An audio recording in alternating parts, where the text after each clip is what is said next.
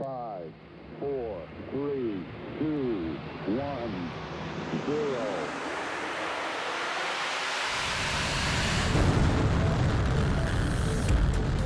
All engine running. Liftoff. We have a liftoff.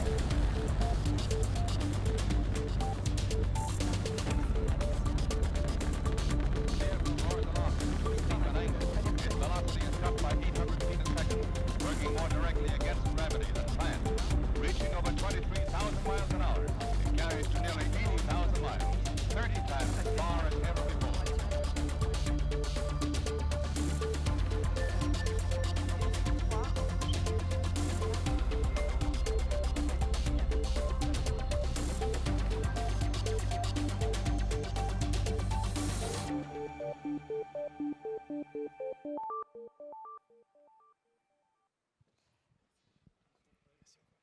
Nous avons donc 3 start-upers qui nous rejoignent sur scène. Vous allez même pouvoir vous asseoir si vous le souhaitez. Prenez place. Bonjour Alexia, bonjour Mathilde et bonjour Alexandre. Et c'est Alexandre qui va commencer. Comme il est en retard, c'est lui qui est puni. Alors Alexandre, tu as eu raison, tu es venu avec la pub directe. Quanto, c'est le nom de ta start-up. Est-ce que tu veux nous faire un petit pitch? Exactement. Il y a des slides, c'est ça, qui sont censés... Ouais. Donc Quanto, en quelques secondes, en quelques minutes peut-être, c'est une néobanque. 10 minutes.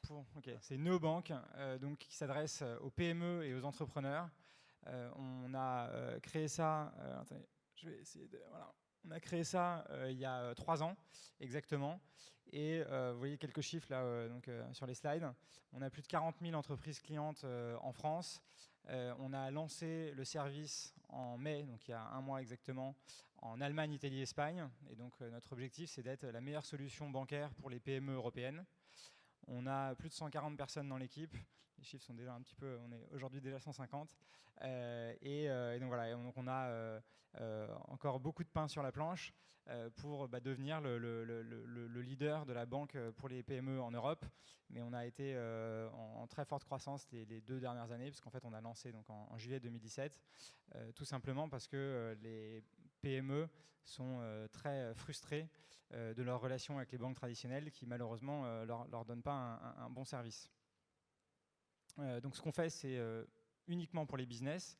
On nous demande souvent si on peut s'adresser aussi aux particuliers. Il y a pas mal d'entreprises clientes qui nous disent « j'aimerais beaucoup ouvrir un compte chez vous pour moi, etc. » Malheureusement, ce n'est pas possible. On se focalise vraiment sur les PME, justement puisqu'il y a pas mal d'offres pour les particuliers, mais en revanche, pour les PME, il n'y a rien. En tout cas, il n'y avait rien de bien jusqu'à Quanto.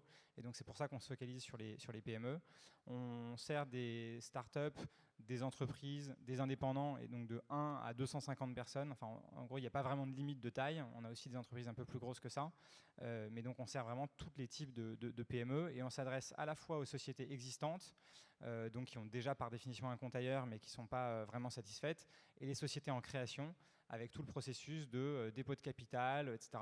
Il y a plus de 250 000 sociétés qui sont créées par an en France, et il y en a déjà un très grand nombre qui se créent avec nous, parce qu'on peut faire tout ça en ligne, très simplement, très rapidement, sans avoir à se déplacer en agence, à envoyer des documents par la poste, voire à faxer pour certaines banques des éléments, etc. Ça peut nous arranger, ça.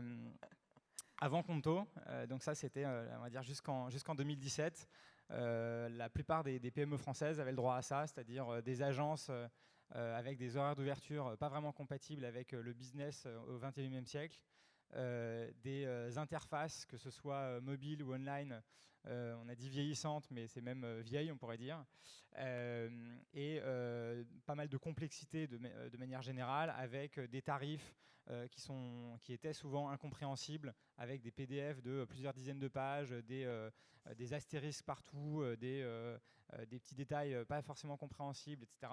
Et puis, un petit exemple aussi, je ne sais pas si certains dans la salle ont ça ou ont eu ça, les boîtiers sécurisés pour faire des virements. Et en fait, le boîtier sécurisé, il est toujours au bureau quand on en a besoin à la maison pour faire un virement, ou l'inverse, où il n'y a plus de piles, où on l'a oublié, etc. Alors qu'aujourd'hui, on peut avoir exactement le même niveau de sécurité avec un code sécurisé sur son smartphone, ce qui est évidemment beaucoup plus pratique. Et donc, ce qu'on fait, c'est de la banque pour les entreprises, plus rapide, plus efficace et plus transparente que ce que faisaient les banques traditionnelles jusqu'à maintenant. Donc c'est un énorme gain de temps pour tout le monde, que ce soit les personnes de la finance, les managers de l'entreprise, l'expert comptable qui va travailler avec cette entreprise et qui va avoir accès aux comptes de l'entreprise.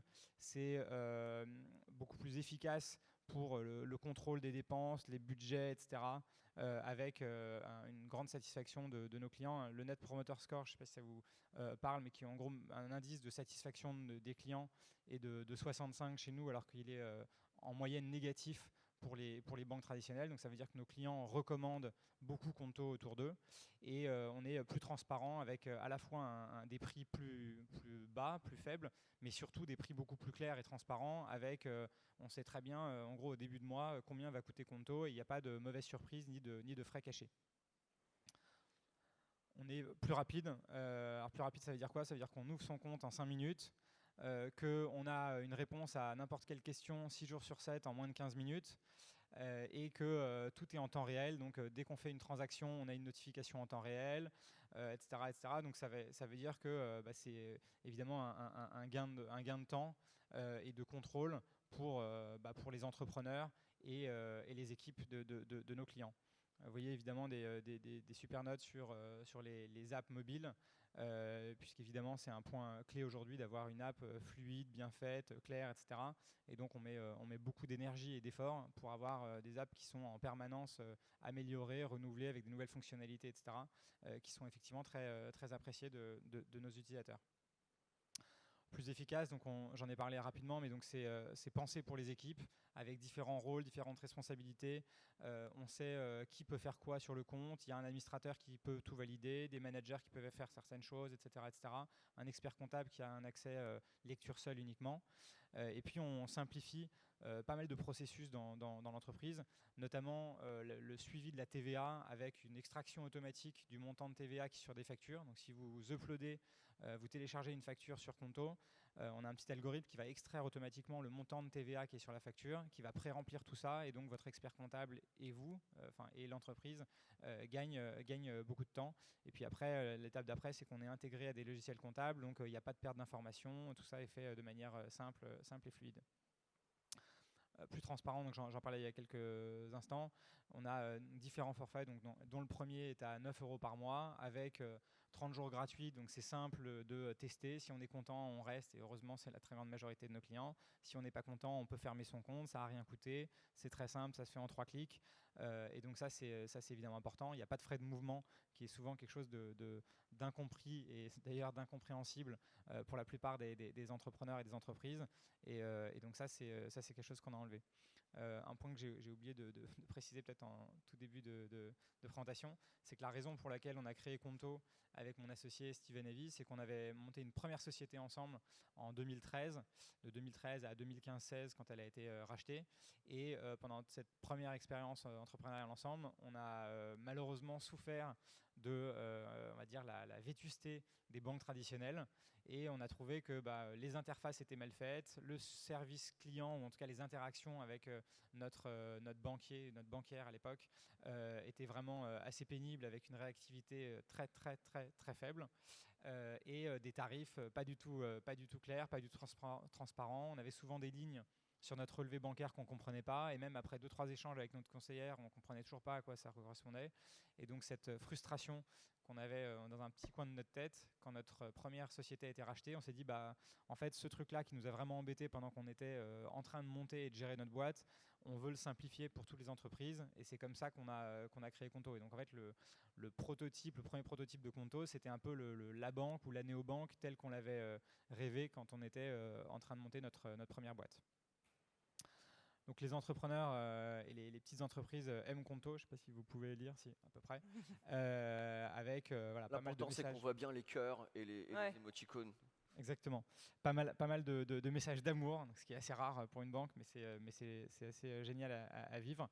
Et si vous voulez, alors je vois qu'il reste un petit peu de temps, mais si vous voulez tester ou retester Conto, vous avez la chance d'avoir, avec le code qui s'est affiché en dessous, 3 mois gratuits, donc au lieu des 1 mois pour tester, vous pouvez tester pendant 3 mois gratuitement Conto. Voilà. Le Et t-shirt, si vous avez le code promo, on Ah bah a ouais. tout aujourd'hui. on a tout.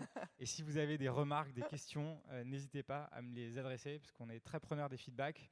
On est ravis d'avoir des gens qui nous aiment et qui nous disent qu'on est géniaux, mais on est aussi content d'avoir des gens qui nous disent qu'on peut faire des choses mieux et les améliorer, parce que c'est comme ça qu'on arrive à toujours proposer un meilleur service et à rester à la pointe de ce qui peut être utile à nos clients. Alors, les feedbacks, vous pouvez en faire.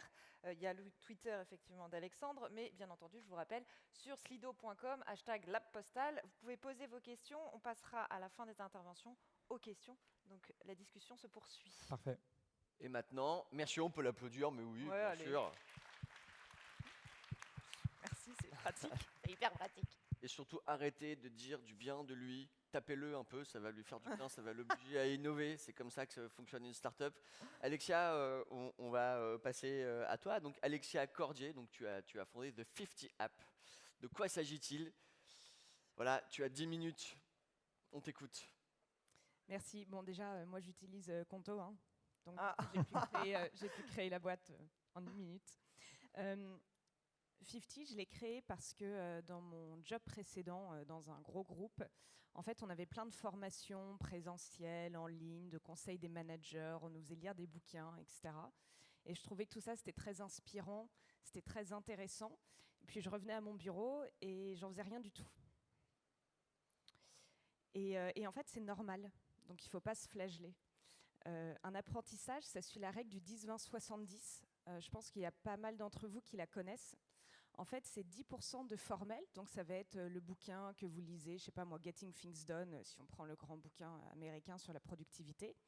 20% d'informel, ça va être votre e-learning quizifié, gamifié, votre conversation avec vos pairs lors d'une soirée networking.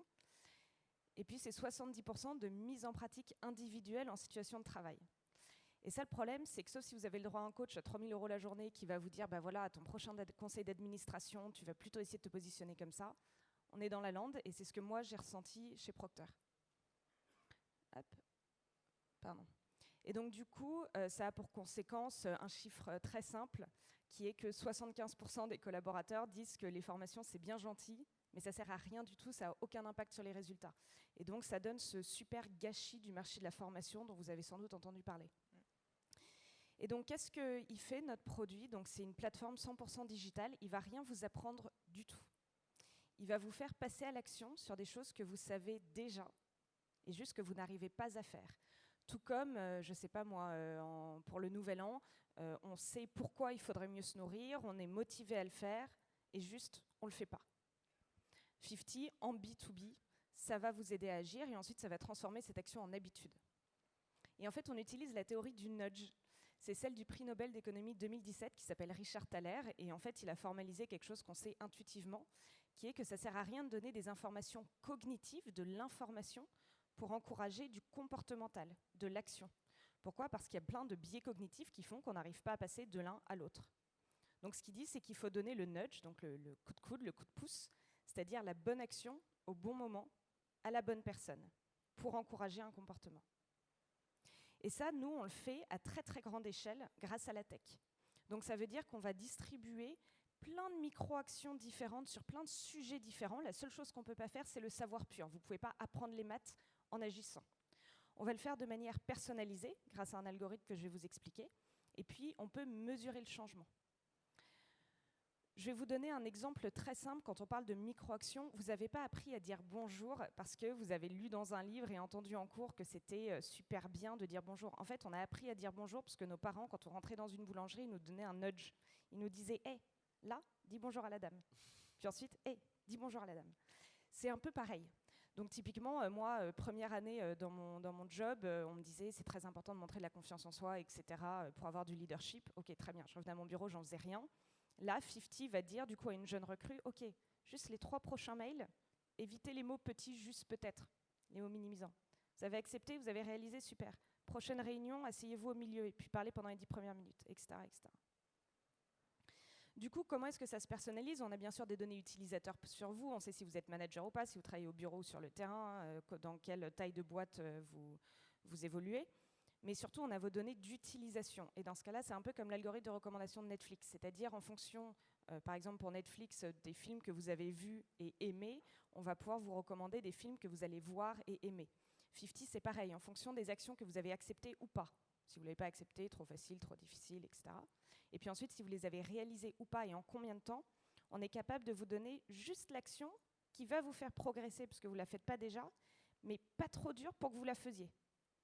Donc, typiquement, pour pas que vous laissiez tomber.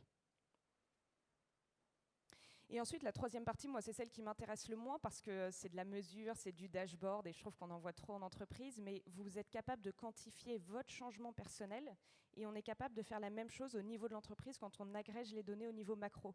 Donc ça veut dire, vous allez voir les KPI après, que chez 50, on est capable de garantir l'acquisition d'un comportement en à peu près 3 à 4 mois. Donc typiquement, il y a tous ces cours sur l'agilité, etc. On ne sait pas très bien ce qui se passe derrière, là on est capable de dire, voilà, il va y avoir une acquisition d'habitude agile pour de vrai qu'on a pu mesurer. Donc là, tous les spécialistes de sciences comportementales vous diront que ce n'est pas tout de passer à l'action une fois, d'avoir pris votre jus de carotte une fois, si on se réfère à l'habitude de bien se nourrir. Ce qu'il faut, c'est que ça se transforme en habitude. Et pour ça, en fait, il faut faire rentrer l'action dans un parcours pédagogique. Et ce parcours pédagogique, c'est le qu'est-ce que je vais réaliser, donc quelle action, pourquoi est-ce que je la réalise. Donc là, on va vous donner 3 lignes de contexte sur pourquoi c'est important. À nouveau, on ne va rien vous apprendre, hein. Vous savez ça par cœur, on va juste vous le rappeler. Vous donner un contexte macro par rapport à l'action micro. Ensuite, ma partie préférée, c'est comment vous allez le mener à bien. Si on garde toujours le branding personnel qui parle à tout le monde, je ne sais pas qui d'entre vous récemment a updaté ses compétences sur LinkedIn. C'est pourtant hyper important quand les recruteurs cherchent votre profil. Si on vous dit, voilà, updatez vos compétences sur LinkedIn, c'est important, vous voulez le faire. Si on ne vous dit pas comment faire, friction à l'action, vous n'allez pas le faire. Et donc là, typiquement, 50 va vous dire, voilà, tu vas sur ton profil LinkedIn, tu scroll down, tu choisis un soft et un hard skill, et tu copie-colles ce texte pour l'envoyer à tes contacts pour qu'ils te recommandent sur cette compétence. Vous n'avez presque pas le choix de ne pas faire l'action. Avec quelque chose d'important qui est bien sûr, c'est anonyme. Votre manager ne peut pas voir si vous l'avez réalisé ou pas. Sinon, ce n'est pas du nudge, c'est juste du flicage. Et bien sûr, vous avez la partie bilan de est-ce que j'ai envie d'être renudgé sur cette action ? Et si oui, qu'est-ce que je vais faire différemment la prochaine fois? C'est un peu comme une to-do list, c'est-à-dire nous, on a notre to-do list pour réaliser notre travail. 50, ça vous donne votre to-do list pour vous réaliser vous-même, et puis ça vous aide à le faire dans la vraie vie. Donc nous, on travaille principalement avec des grands groupes. On a 2 manières de s'intégrer, soit en direct, soit via des distributeurs qui sont des grands groupes de coaching qui font justement toute cette partie présentielle et en ligne. Et puis ensuite, la mise en pratique quantifiée, c'est 50. On a la chance d'ailleurs de travailler avec La Poste. On a fait tout un parcours sur tout ce qui était mixité en entreprise dans lequel le nudge fonctionne extrêmement bien, à la fois pour aider les gens à développer leur leadership, mais aussi à créer un management qui est beaucoup plus inclusif. En termes de KPI, donc ça, c'est pas moi qui le fais, c'est notre doctorante qui s'en occupe, mais elle est capable de mesurer du coup qu'il y a 3 fois plus de passages de la théorie à la pratique avec la plateforme que sans la plateforme. Et deuxièmement, qu'il y a une vraie acquisition d'habitude, c'est ce dont je vous parlais juste avant. C'est-à-dire que sur un comportement comme « je valorise mon travail en équipe », on a plus 16% d'augmentation en 3 mois. Alors on est très content, ensuite il faut qu'on continue à s'améliorer encore plus, notamment pour atteindre les niveaux de nos concurrents dont je vais vous parler. La troisième chose qui est importante, c'est que du coup c'est beaucoup plus engageant parce que la plateforme n'est pas une fin. En fait, dans tout le e-learning qu'on a aujourd'hui, la plateforme est une fin au sens où vous devez rester et ingurgiter de l'information, même si c'est du micro-learning. Alors que là, la plateforme est un moyen pour vous faire agir dans la vraie vie. Vous y passez 1 minute par semaine sur 50. En revanche, dans la vraie vie, vous passez 5 minutes à 45 minutes selon les actions qu'on vous a données. Ce qui nous a énormément aidé, c'est que les actions de formation en situation de travail, donc exactement ce qu'on fait mais à très grande échelle, ont été introduites dans la formation professionnelle avec la nouvelle loi de septembre dernier qui réforme justement cette formation. Pourquoi ça a été introduit? Parce qu'il y a eu un rapport du ministère du Travail dans les 3 années précédentes qui a montré que c'était en fait juste beaucoup plus efficace et que ça crée de l'appétence à la formation. Nos concurrents américains, on les aime beaucoup, donc pour l'instant, nous, on est seuls en France, mais on s'inspire pas mal d'eux. C'est Laszlo Bock, l'ancien DRH de Google, qui est parti il y a 3 ans pour créer Oumu, qui fait du nudge powered with machine learning to make work better. Donc exactement ce qu'on fait. Bon, ensuite, lui, il a 40 doctorants, mais il ne respecte pas trop le RGPD. Et puis, Potential Life a été créé par Tal Ben-Shahar, que vous connaissez peut-être, un grand ponte de Harvard. Et on adore leur slogan qui est « We don't teach, we deliver change », exactement comme nous. Côté startup, nous, on est beaucoup plus jeune que Conto. On a été lancé il y a 1 an. On vient de finir notre levée de fonds d'1 million. Ce qui nous intéresse vraiment, bon, bien sûr, côté financier, on a Xavier Niel qui nous soutient, comme pas mal de startups, mais on a aussi des experts, comme Olivier Siboni, que vous connaissez peut-être, qui est un ponte du Nudge en France. Steve Phil, qui a créé la plateforme de e-learning Cross Knowledge. Pourquoi il a investi? Parce qu'il sait justement qu'on apprend plein de choses et derrière, on ne fait rien. Et puis Romain Nicoli, qui a cofondé Criteo et qui aide notamment mon associé sur toute la partie machine learning. Merci beaucoup. Merci Alexia. Et on passe donc à Mathilde. Mathilde, tu représentes HelloCare, que tu as cofondé, et tu veux révolutionner la pratique médicale, rien que ça. C'est ça, c'est un gros 10 programme. minutes pour ça. Ok, parfait. On y va. Alors, on va commencer par un petit film en fait.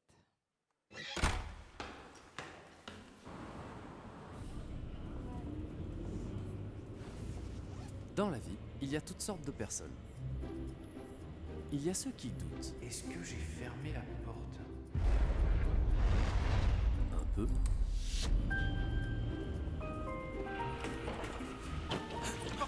Je suis désolé, vraiment désolé.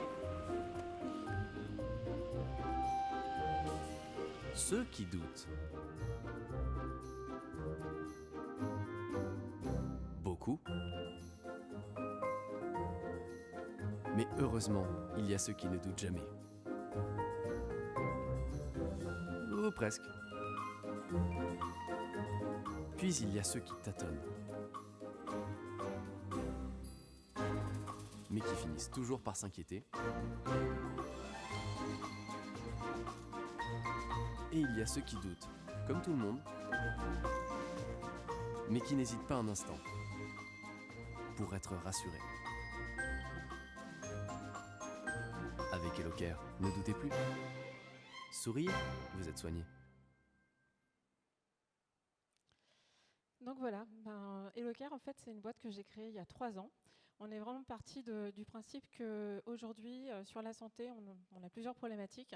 D'abord, on sait qu'en France, on a une problématique sur le nombre de médecins avec des délais de consultation qui vont s'allonger. Donc, quand vous avez un doute, vous n'allez pas chez le médecin parce que vous vous dites, bon, de toute façon, mon rendez-vous, c'est dans 5 jours, donc d'ici là, ça sera passé. On a une problématique de déserts médicaux qui ne touche pas que les campagnes. Enfin, moi, j'ai grandi en centre-Bretagne, donc j'ai connu ça quand j'étais gamine. Mais aujourd'hui, on s'aperçoit que même dans des grandes villes, on a des problèmes à consulter un médecin, qu'on a une augmentation du renoncement aux soins. Donc ça peut être le cas tout simple, j'ai un rhume, voire même j'ai 42 fièvres, et puis je ne vais pas aller chez le médecin parce que je n'en ai pas trouvé ou parce que c'est trop compliqué à organiser dans ma journée. Mais on a aussi des gens qui ne vont pas pouvoir se faire soigner parce qu'aujourd'hui, il n'y a plus d'offres de soins qui vont correspondre à leurs besoins sur une zone accessible pour eux. Et puis, dernier point, et on l'a vu ces derniers temps de manière assez frappante, on a les urgences qui sont complètement saturées. On estime qu'aujourd'hui, il y a 1 personne sur 2 qui va aux urgences et qui est dans une situation qui ne relève pas de la prise en charge par les urgences. Donc c'est pour ça qu'avec mon associé qui est médecin, on s'est dit qu'il y avait une vraie problématique à adresser, qu'il y avait des moyens aujourd'hui avec les outils numériques de faire gagner du temps à tout le monde, aux patients et aux médecins. Donc quand on a lancé HelloCare en 2017, on est parti d'une idée qui était relativement simple. On s'est dit on va faire une application mobile qui va permettre de faire une consultation médicale en vidéo immédiatement. On a beaucoup travaillé sur le temps réel et partout dans le monde parce qu'aujourd'hui, on est tous mobiles, on peut partir en vacances. Quand je suis en vacances à Bali, c'est pas forcément évident d'aller voir un médecin sur place et de décrire mon état de santé. Donc HelloCare, dans un premier temps, ça a été une application mobile. Si vous avez une question en santé, si vous êtes malade, on tient un délai moyen actuel de 1 minute 47. Donc on est vraiment, on ne descendra pas plus bas parce que c'est le temps de trouver un médecin disponible et de lancer la conversation. On a la capacité à vous mettre en relation avec des généralistes et des spécialistes. On travaille sur HelloCare Now avec 140 médecins qui vous répondent jour et nuit, donc 24 heures sur 24. Et puis sur la dimension mobile, aujourd'hui, 20% des appels qu'on reçoit, ce sont des appels qui proviennent de l'étranger, où là, en fait, on va répondre alors à des expatriés, à des cadres qui sont en mobilité professionnelle, ou tout simplement à des gens qui sont en vacances, qui ont un petit problème, et qui ont besoin qu'on leur envoie une ordonnance rapidement. Donc nous, on fait tout ça aujourd'hui. Moi, je vais vous donner un exemple. Il n'y a pas très longtemps, j'étais malade, je me suis levée à 6 heures du matin, je savais que j'avais des réunions importantes dans la journée. 5 minutes plus tard, j'avais parlé au médecin, j'avais mon ordonnance. À 7 heures, je décollais de chez moi, je me suis arrêtée à la pharmacie et j'ai pu enchaîner ma journée. Donc en termes de praticité, on est vraiment sur quelque chose qui est rapide, qui ne va pas forcément remplacer votre médecin, mais qui en tout cas va vous répondre à un besoin ponctuel. D'ailleurs, je ne suis pas la seule à trouver ça super bien. Alors, on s'aperçoit que les Français aujourd'hui, il y a une vraie problématique pour consulter le médecin plus facilement. Et notamment, il y a toujours une question qui revient, c'est je vais voir mon médecin de famille quand c'est aigu, je suis au plus mal. Mais on a toute la dimension conseil médical. Qu'est-ce que c'est que ce grain de beauté, mon enfant a les pieds qui rentrent un petit peu, qu'est-ce que je peux faire, etc. Et d'ailleurs, c'est ce que vous avez vu dans la vidéo, on s'est vraiment positionné aussi sur le doute parce qu'on s'est aperçu que les gens nous appelaient pour ça. On a aussi pas mal de gens qui voudraient pouvoir renouveler une ordonnance. L'exemple type, c'est la pilule pour les femmes. Bah oui, on n'a pas forcément envie de poser une demi-journée pour aller faire un renouvellement d'ordonnance. Donc ça, on peut le faire en quelques minutes chez HelloCare. Et puis, on a aussi 66% des gens qui ont un médecin traitant qui va être indisponible. Alors, indisponibilité, ça peut être, par exemple, tôt le matin ou le week-end, ou votre médecin qui est en vacances. Je ne sais pas si vous avez déjà essayé de contacter un médecin entre Noël et le réveillon, enfin, votre médecin entre Noël et le réveillon. C'est pas toujours simple. Donc, en fait, nous, aujourd'hui, on répond à tous ces besoins. En termes de cas d'usage, d'ailleurs, on voit que nos appels, c'est quasiment systématiquement en dehors des horaires d'ouverture des cabinets médicaux. Donc c'est tôt le matin, c'était mon cas de 6 heures du matin. Ça va être le midi, ça va être le soir, ça va être le week-end. On va répondre aussi sur des thématiques qui sont un petit peu différentes de celles qu'on va trouver au cabinet médical. Par exemple, tout ce qui est psy, c'est une grosse demande chez nous. Tout ce qui est intime, en fait, sphère intime, c'est aussi une grosse demande.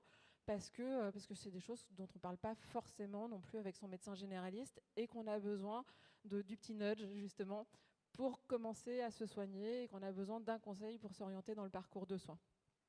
Voilà. Et puis, en fait, en développant cette activité de réponse médicale immédiate, on s'est aperçu qu'il fallait aussi qu'on mette en place des protocoles de réponse. Donc, on a développé des réponses spécifiques, par exemple, pour les personnes qui sont fragiles psychologiquement, pour la gestion des urgences médicales, parce que ça nous arrive aussi d'avoir des urgences médicales, et puis, enfin, pour tout ce qui est addiction ou même tout ce qui va être contraception. Aujourd'hui, on travaille vraiment pour tous, c'est-à-dire qu'on s'est aperçu, au début, on pensait répondre qu'à de l'aigu, la gastro-entérite, la grippe, etc. Et finalement, on s'aperçoit qu'on intervient à toutes les étapes d'un besoin. C'est-à-dire qu'on va intervenir sur de l'orientation médicale. Qui faut-il aller voir ? Je pense que vous vous êtes tous posé aussi la question une fois. Quel médecin ? Est-ce que c'est mon médecin généraliste ? Est-ce que c'est un spécialiste ? On va couvrir la consultation médicale, sans examen clinique évidemment, puisque nous, on est à distance et que du coup le médecin ne peut pas tout faire, mais il peut quand même couvrir un certain nombre de choses. Et puis toute la dimension prévention et conseil. Nous, on s'aperçoit qu'aujourd'hui, la prévention en France, malheureusement, c'est quelque chose qui est un petit peu délaissé. Nous-mêmes, on le délaisse. Tant qu'on n'est pas malade, en fait, on ne fait pas très attention. Alors qu'en fait, c'est en prenant de bonnes habitudes aujourd'hui qu'on va augmenter notre espérance de vie en bonne santé. Et les Français aujourd'hui ont une espérance de vie en bonne santé qui est largement inférieure à celle, par exemple, des Suédois. Et en fait, tout ça, on pourrait le corriger, on pourrait l'améliorer avec une meilleure prévention, avec un meilleur accès au conseil du médecin. Donc, depuis 2017, on a travaillé beaucoup pour les patients, avec notre histoire de téléconsultation médicale en temps réel. Et en septembre, nous aussi en septembre, on a eu une bonne nouvelle. En septembre dernier, l'assurance maladie a annoncé qu'ils allaient rembourser les téléconsultations médicales. Alors, autant vous dire que chez HelloCare, c'était champagne ce jour-là, parce que c'était vraiment l'accélérateur dont on avait besoin. Et ça nous a permis, alors d'une part, de faire passer notre service HelloCare Now, qui était plutôt réservé à une élite, de l'ouvrir à plus de personnes, puisque la prise en charge fait que c'est quand même beaucoup plus simple de se dire je vais consulter un médecin. Et puis d'autre part, de créer un outil, donc on s'est basé sur notre brique téléconsultation, de créer un outil pour les médecins. Donc on a ouvert un service qui s'appelle HelloCare Connect. En fait, c'est une offre SaaS à destination des médecins. Et ce qu'on fait, c'est qu'on crée tous les outils qui vont lui permettre de se connecter à ses patients. Donc ça a commencé avec la téléconsultation en vidéo parce que c'était quelque chose qu'on maîtrisait parfaitement. Mais en fait, aujourd'hui, on va sur des sujets tels que la gestion de son planning, la messagerie, des messages automatisés en prévention à destination de ses patients. On veut vraiment pouvoir devenir une sorte de CRM du médecin et pouvoir l'accompagner justement dans une meilleure organisation de son planning, tout en lui faisant gagner du temps. Parce qu'aujourd'hui, les médecins, la santé en général, c'est un secteur qui est en tension. On n'a pas assez de médecins. Ils passent en moyenne 13 heures par semaine à faire des choses qui sont non médicales. Et donc, on s'attaque à ce problème et on va développer notre offre à destination des médecins via HelloCare Connect. Voilà, j'ai terminé. Merci. Merci Mathilde. Alors, on va passer aux questions et on va commencer par toi, Mathilde, parce que j'ai vu que Thierry était en train de télécharger ton application pendant que tu parlais. Donc, Ouais. je pense qu'il y en a pas mal de questions là-dessus. Mais déjà, là, tu parlais des médecins et très clairement, je trouve ça difficile de les convaincre parce que, en fait, ils sont déjà surbookés, ils ont déjà un gros planning. Est-ce que c'est difficile justement de trouver des médecins et de les allier à votre application ? Alors, ce qui est difficile, les convaincre en fait sur l'argument, on va vous faire gagner du temps. Clairement, c'est un argument qui marche. En revanche, ce qui est difficile surtout, c'est de les accompagner au début. On a une période d'onboarding qui est assez longue. Ils ont l'habitude, ils ont toujours été pris en charge en fait, les médecins. Quand ils sont étudiants, ils ont des gens qui s'occupent d'eux, ils sont rémunérés très tôt. Ils ont l'habitude en fait qu'on fluidifie un petit peu le parcours. Donc, on ne peut pas leur mettre en main des outils sur lesquels il y a une courbe d'apprentissage longue et sinon, on n'a pas d'usage. Donc oui, la période d'onboarding est un petit peu compliquée. En revanche, une fois qu'ils sont bien installés sur un outil, ce qui est génial, c'est qu'on a une fidélisation qui est très importante. Et les médecins sont où géographiquement la plupart du temps ? Alors nous, on en a vraiment partout, notamment pour la partie HelloCare Now, on travaille avec des médecins qui sont partout dans le monde, puisque pour couvrir la nuit, on travaille avec les DOM-TOM. Donc on n'a pas identifié de zone géographique plutôt qu'une autre. Chaque cas est un peu particulier. Et même des médecins qui sont dans des déserts médicaux travaillent avec nous parce que ça leur fait gagner du temps. La téléconsultation aussi en soi, c'est un gain de temps. Une consultation au cabinet, ça dure 15 minutes et en ligne, ça dure 6 minutes. Ouais, j'ai une petite question sur... Bon, là, on est dans du B2C pur. Est-ce que le fameux C de ce B2C, c'est des gens comme moi totalement hypocondriaques ? On en a quelques-uns, oui. Parce qu'en fait, c'est ça l'idée, quoi. J'ai un doute, le mec a une tache rouge, là, sur... bon. Tu t'es reconnu ? T'aurais pu faire la pub ? Je suis moins musclé que ce garçon, mais tout aussi hypocondriaque. Ouais, non, on a pas mal on a une proportion d'hypocondriaques. On le voit en fait parce qu'on sait quelle est la proportion. On a 5% des appelants qui appellent plus de 10 fois dans l'année. Donc je pense qu'on a quelques Est-ce que hypocondriaques. tout va bien Ok. Et qu'en est-il des données ? Parce que finalement, on va pouvoir tracer le nombre de médecins que l'on voit, justement, pour tes petits problèmes médicaux. Le nombre de... Alors, j'en ai pas, c'est ça qui est Ouais. dingue. Alors, sur la donnée, Pour nous, les on est données, c'est quand même compliqué. ouais, on est en santé, donc on est vraiment sur quelque chose qui est hyper encadré. Ouais. On a un hébergement qui est agréé données de santé, on a un niveau de cryptage qui est très élevé. Enfin, je pense que entre la banque et la santé, on a des niveaux de sécurité qui sont très élevés.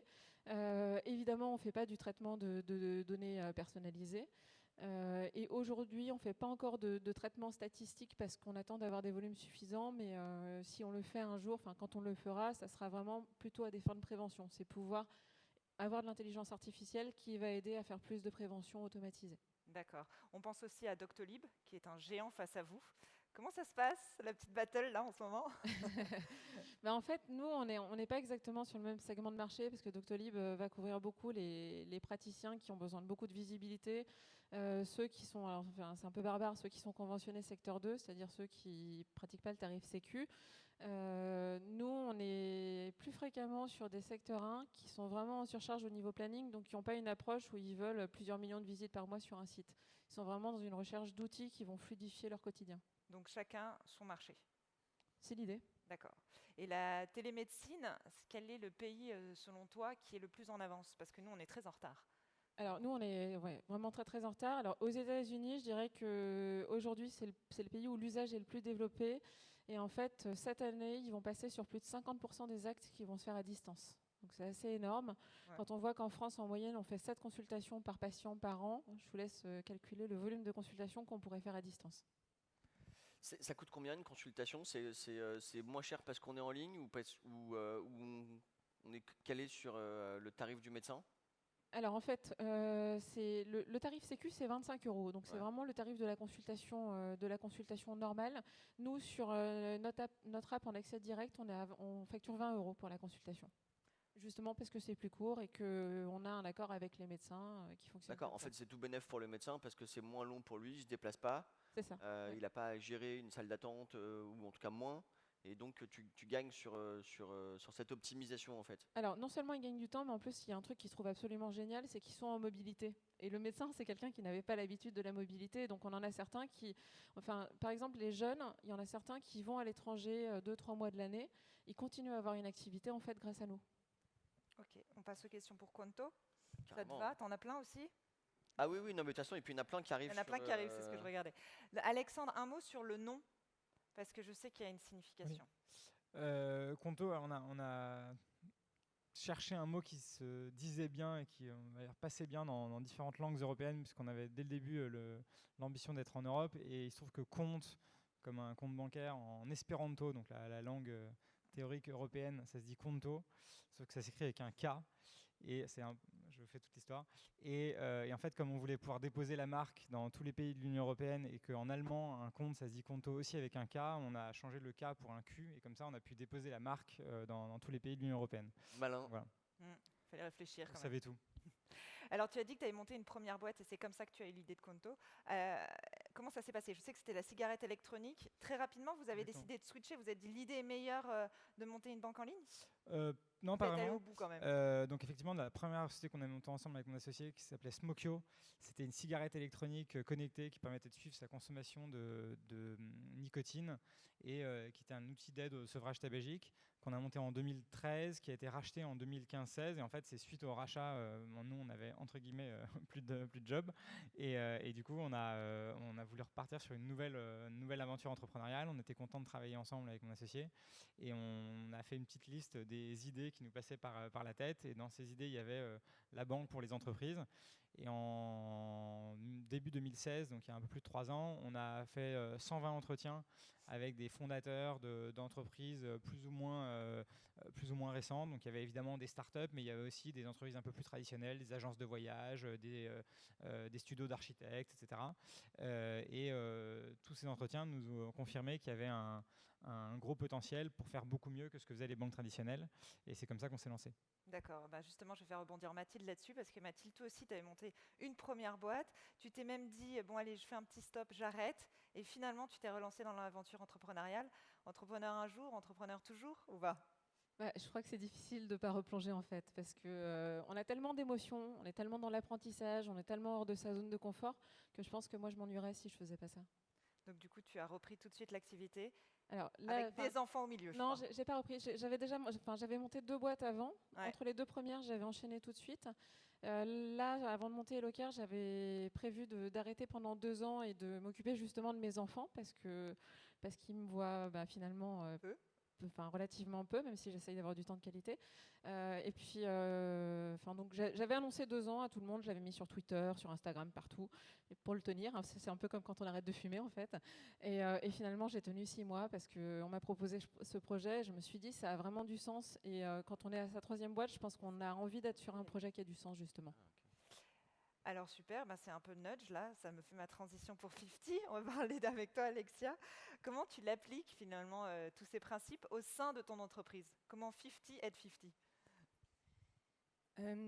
Déjà, c'est assez simple. C'est comme 50 est né d'un besoin personnel. Dès le début, on savait avec mon associé qu'on voulait créer un produit dont on était les premiers utilisateurs en fait.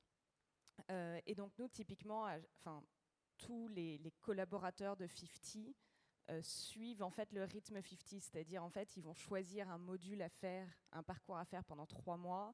Ensuite il y a 1 mois de pause, parce qu'il n'y a pas de raison pour qu'on s'améliore en permanence. Et puis ensuite ils suivent un autre parcours et en fait on le fait sur la durée. Et c'est d'ailleurs c'est marrant dans les entretiens qu'on fait d'embauche, ils demandent à chaque fois mais est-ce qu'on pourra utiliser 50? Un peu comme dans une grosse boîte, vous allez dire mais quel est le plan de formation? C'est est-ce que vous pourrez utiliser 50? Et celui qui a le plus de succès, parce qu'on est une start-up, c'est notre parcours productivité. Donc en fait, nous, quand on crée des actions, on est des experts de rien en fait. Donc on va chercher un expert thématique. Donc typiquement pour la productivité, c'est la 25e heure. Je ne sais pas si vous connaissez ce best-seller là-dessus. Et nous, on amène l'approche pédagogique du nudge et on l'upload dans la tech. Donc on a tout un parcours productivité. Et moi, mon action de ce matin, par exemple, c'était d'accélérer la vitesse de ma souris de 40% qui est le truc moyen à 100%. Et ça vous fait gagner en fait des microsecondes de productivité. Ça m'a pris 1 minute. Ah, j'ai une question qui me vient juste. Est-ce que tu optimises tout dans ta vie ou c'est juste dans le monde professionnel? C'est-à-dire, Ouais, en fait, je crois énormément à la somme de gestes incrémentaux, mais donc du coup, en revanche, j'ai pas l'excès inverse qui est, j'ai pas tendance à me donner des immenses objectifs en me disant je vais gravir cette montagne et finalement je fais rien. mais parfois tu improvises des trucs? J'avais une question plus sérieuse. C'est un vrai élément, j'ai l'impression, de marque employeur pour un grand groupe. Tu disais, au-delà du parcours formation, on dit est-ce qu'il y a 50? C'est pour un grand groupe un facteur d'attractivité pour recruter et pour conserver aussi soit des jeunes diplômés, soit des cadres d'entreprise et pas forcément des cadres, j'imagine. Est-ce que ça a été pensé comme ça? Ou est-ce que c'est à mesure que l'outil est Ouais. utilisé par En les effet, clients? donc ça a un vrai potentiel d'attractivité pour la marque employeur. C'est pas encore sur ce créneau-là, nous, qu'on est. 50, c'est vraiment utilisé en interne. Les entreprises, elles communiquent pas encore trop dessus. Et c'est marrant parce qu'en fait, on se rend compte qu'on a une première cible qui est bien sûr tout ce qui est ressources humaines, responsable formation. Et dans ce cas-là, eux, ce qui va les intéresser, c'est tout ce qui est en fait pouvoir commencer à mesurer un ROI et puis améliorer l'efficacité de la formation. Et en revanche, la cible manager, moi, c'est presque ma préférée parce qu'en fait, ils donnent des conseils à leurs collaborateurs et puis ils savent qu'ils ne vont pas avoir le temps au jour le jour de leur dire « Ah mais ça, c'est comme ça que tu devrais l'appliquer ». En fait, le conseil d'après, il sera à la prochaine éval trimestrielle. Et donc, en fait, eux, c'est une vraie cible qui se dit bah, « Je vais acheter 50 en fait, pour permettre à mes collaborateurs de se développer ». Et donc, ça rejoint un peu ce que tu dis, ça aide à une certaine rétention. En fait, je suis aidée au jour le jour, pas juste trimestriellement ou pire annuellement. Alors, ça nécessite des connaissances comportementales. Est-ce que tu t'es formé pour ça, pour développer 50? J'aurais adoré, mais Ouais. on est très. Il y a un dicton anglais qui dit divide and conquer. Donc moi, je suis vraiment sur la partie business, mon associé est sur la partie tech, et donc on voulait que notre première employée soit une doctorante en sciences comportementales, avant même un bizdev, avant un autre dev, etc. Ça, c'est la première chose. Et la deuxième chose, c'est qu'elle a besoin d'être chapeautée, autre que par son directeur de thèse, par un expert, et c'est pour ça typiquement qu'Olivier Sibony, on allait le chercher pour voilà, qui donne cette hauteur et puis même cette dimension internationale. Le nudge, ça vient beaucoup des pays anglo-saxons et lui, il connaît bien ça, contrairement à une recherche assez française. Alors, est-ce que tu as du mal, toi aussi, à convaincre les chefs d'entreprise d'utiliser 50 ou pas? Non, en fait, la chance aujourd'hui, est-ce qu'on est prêt pour ça? Ouais, en fait, la chance qu'on a, c'est que quand on dit à quelqu'un, vous voyez, vous apprenez toujours des trucs et vous en faites rien, ouais. En fait, on le ressent tous. Donc, il n'y a même pas besoin d'annoncer les chiffres et tout, que de toute façon, ils connaissent. Donc, c'est assez facile, en quelque sorte, de les convaincre. Ensuite, les cycles de vente sont longs quand vous vous adressez, en fait, aux ressources humaines, aux responsables formation, parce qu'il faut réinventer tout le parcours de formation, etc. Et c'est pour ça, du coup, qu'on a notre deuxième cycle beaucoup plus rapide côté manager, qui peuvent acheter des parcours 50 en ligne avec leur CB. D'accord. Bon, on va passer à vos questions parce qu'il y en a beaucoup. Alors, je sais que tu les as lues. Alors, je te laisse en poser une première ou je me lance. Non, il y avait une question, je pense que c'est pour Kanto. Donc, bah voilà. Dans les grands groupes, on voit apparaître des labs d'innovation. Est-ce que Kanto serait adapté à ces labs qui n'ont pas de statut juridique? Cher Alexandre. Je suis pas sûr de comprendre la question. C'est des labs qui voudraient être clients de Conto, c'est ça? Apparemment. Je suppose que c'est ça. Alors Anonymous. Aujourd'hui, pour être client de Conto, il faut tout simplement avoir un numéro sirène ou sirette ou un cabis, enfin équivalent. Donc si ces labs n'ont pas de statut juridique, c'est compliqué. En revanche, ça peut être un compte ouvert par le grand groupe en question et qui est utilisé par le lab d'innovation. sachant que c'est des comptes qui ne peuvent pas être débiteurs. Si le grand groupe décide de mettre 30 000 € sur le compte pour le lab, le lab peut utiliser les cartes, les virements, les prélèvements à hauteur de 30 000 €. Et donc, il n'y a pas de risque, entre guillemets, de dépasser ce budget qui aurait été alloué. Donc, c'est probablement la meilleure manière d'utiliser Conto pour un lab. Donc client potentiel aussi sur le lab en tant que tel. Hein, c'était, je crois, ça effectivement le sens de la question. Oui, tout à fait. Ok, merci. Très bien. Une question pour Eloker à présent. Comment gérer les clients mythos? Et mythos, c'est M-Y-T-H-O, hein, normalement. Bref. Justement pour avoir des arrêts médicaux. Les médicaments uniquement sur ordonnance aussi? En fait, ça c'est le job du médecin. Nous, on travaille beaucoup avec des médecins qui ont plus de 50 ans et ils ont une telle expérience que d'abord, ils arrivent très vite à savoir quand il y a un problème ou quelque chose qu'il faut qui est déclaré. Et ensuite, il y a un point qui est assez important, c'est qu'on ne délivre pas d'arrêt médical de plus de 5 jours. C'est-à-dire qu'on s'est mis un certain nombre de règles de manière à éviter justement les gens qui vont un petit peu abuser du système. On ne fait pas non plus d'attestation pour la pratique d'un sport, par exemple, parce que pour ça, il faut un examen clinique. Donc ça, on les gère, mais c'est le boulot du médecin. Et mon associé a l'habitude de dire, tu sais, les patients qui vont te manger le cerveau, tu les vois arriver. En fait, je m'aperçois que les médecins expérimentés, effectivement, savent les gérer. D'accord. Toujours une question sans examen clinique. Quelle est la marge de manœuvre des médecins pour soigner efficacement leurs patients? Je parlais justement de ça. Alors, en fait, la marge de manœuvre qu'ils ont, là encore, le médecin expérimenté, il va savoir guider le patient pour faire un examen clinique à distance, c'est-à-dire que le patient va pouvoir décrire ce qui lui arrive. Ensuite, il y a des cas sur lesquels il faut absolument renvoyer dans un cabinet médical, ce qu'on fait, tout simplement. Une question pour 50. Pourquoi tu ne t'adresses pas directement aux individus et pourquoi tu passes par les entreprises? C'est plus simple, il y a les achats et puis ça, ça ruisselle. Ouais, en effet, le nudge digital marche très très bien en B2C. Vous en avez peut-être entendu parler sur tout ce qui est justement mieux se nourrir, la transition écologique avec We Act for Good, 90 jours, etc. Ça a commencé aussi dans le sport. Nous, on s'adresse aux entreprises tout simplement parce qu'il y a des gros budgets. Et donc ça fait que... Et des gros besoins. Voilà, exactement. Et qu'on est directement rentable, en fait, ce qui est quand même un gros plus pour une start-up. Ça, c'est un vrai esprit d'entrepreneur. On parle direct business, quoi. Hein. Ah bah elle s'en est pas cachée. Elle a dit, que les startups qui vont pitcher tout à l'heure s'inspirent de tout ce qu'on entend. Mais une question, si on est particulier, est-ce qu'on peut quand même accéder au service de 50? C'est une question qu'on a. Donc ça complète ta réponse. Si on a l'argent d'un grand groupe, par exemple, et qu'on a envie de se faire nudger par tes services. Non, fais-nous un code services. promo comme Alexandre. Alors, donc en effet, si 50 est dans votre groupe, dans ce cas-là, bien sûr. Si jamais ça ne l'est pas, vous pourrez avoir accès, pas aujourd'hui, mais demain, via votre compte personnel de formation. Donc on est typiquement en train de travailler là-dessus, parce qu'en effet, on a eu pas mal de demandes, et donc on a dû s'adapter plus vite que prévu. Alors, une critique, parce qu'il faut faire aussi des critiques. Mathilde, pour Eloker, j'ai fait une consultation il y a 1 mois. La crème prescrite a fait empirer le symptôme. J'ai dû aller aux urgences directes. C'est faux. C'est un mythe. Téléconsultation en direct et critique en direct. En fait, ça peut arriver, mais tout comme ça peut arriver avec votre médecin.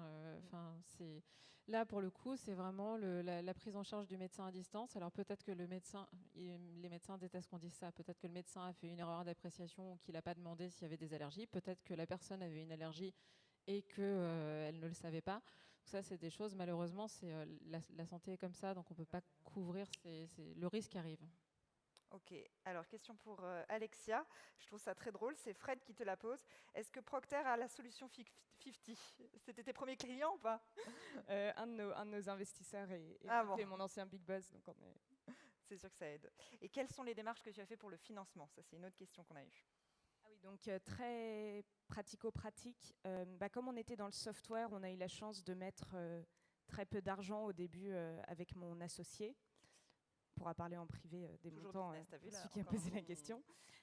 Ensuite, on a eu très vite les financements BPI Île-de-France, donc tout ce qui est Bourse French Tech, InnovUp, etc. Et puis ensuite, assez rapidement, on est parti en levée de fonds. Et en plus de la levée de fonds, bien sûr, vous avez un effet de levier avec des prêts bancaires. Très bien. Question pour Quanto. Comment encaisser des chèques? Comment faire des prêts aux PME? Alors, comment encaisser des chèques? Vous pouvez encaisser des chèques avec Conto en en gros en saisissant les détails du chèque sur votre interface Conto et en envoyant par la poste à notre centre de traitement le chèque physique. Et donc ensuite, c'est crédité sur votre compte. Et la deuxième question, faites-vous des prêts aux PME? Non. Aujourd'hui, on a un agrément donc, de la CPR et de la Banque de France qui s'appelle un agrément d'établissement de paiement. Donc c'est un peu technique, mais comme son nom l'indique, on peut faire tout ce qui est paiement et pas encore de crédit. C'est quelque chose auquel on réfléchit. Mais donc aujourd'hui, on ne peut pas faire de prêts aux PME. Voilà, je crois que j'ai répondu à la question. Petite question pour Elocare. Comment tu te finances si le tarif est celui qui est fixé par la sécurité sociale? C'est toujours bizarre de remarquer SS pour sécurité sociale. Nous, finalement, notre modèle économique, c'est qu'on est financé par la techno, c'est-à-dire qu'on a une commission qui va être prise, le médecin va être rémunéré, et au passage, on prend une commission. Et on fait la même chose exactement sur Elocare Connect, sauf qu'on est sur de l'abonnement SaaS, mais nous, ce qu'on vend aujourd'hui, c'est de la techno. Ok, donc toutes les parties prenantes sont potentiellement bénéficiaires sur un tel modèle économique. Ouais, tout à fait. Et c'est possible d'avoir un médecin traitant sur Elocare? Alors justement, oui, avec Elocare Connect, donc le cabinet médical virtuel qu'on crée, c'est pour les médecins traitants. Très bien. Bon, alors, dernière question et après, on doit passer à autre chose. Mathilde, est-ce que tu as d'autres entreprises à faire par la suite? On a l'impression qu'on te demande de partir dans une nouvelle aventure. Je ne sais pas, je pense que tu es bien occupée, mais la question a été posée. C'est assez marrant parce que mes 2 précédentes boîtes, j'ai eu des cycles de 5 ans. D'accord. Là, je suis à 3 ans et je sens que ça va pas s'arrêter à 5 ans parce que c'est un projet qui est plus long, qui va demander un petit peu plus de maturité. Ouais. Donc pour l'instant, non, j'ai des idées tous les matins, je me réveille avec une idée, mais j'ai pas du tout envie de partir sur autre chose parce que j'ai encore plein de choses à créer sur Elocare. Donc la personne qui a posé la question doit te connaître. Très bien, merci à tous les trois. On vous Moi, laisse, si c'est un actionnaire, ne vous inquiétez pas. Ils sont dans la salle peut-être, effectivement. Rendez-vous dans le futur pour voir si ça a marché pour vous trois. Et maintenant, nous allons accueillir sur scène Guy Philippe qui est sur la rampe de lancement. Merci à tous les trois, on peut les applaudir une dernière fois. Merci Carole.